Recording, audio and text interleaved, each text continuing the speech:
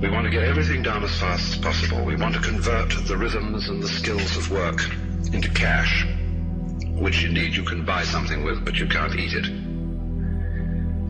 And then rush home to get away from work and begin the real business of life, to enjoy ourselves. You know, for the vast majority of American families, what seems to be the real point of life, what you rush home to get to, is to watch an electronic reproduction of life. You can't touch it. It doesn't smell, and it has no taste.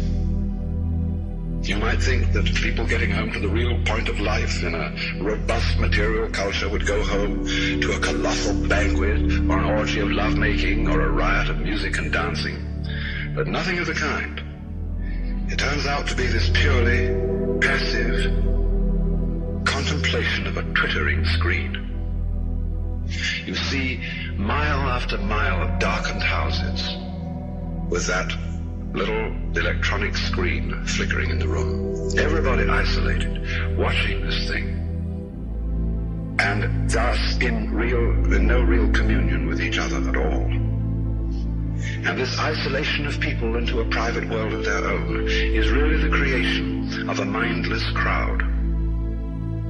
And so we don't get with each other, except for public expressions of getting rid of our hostility, like football or prize fighting.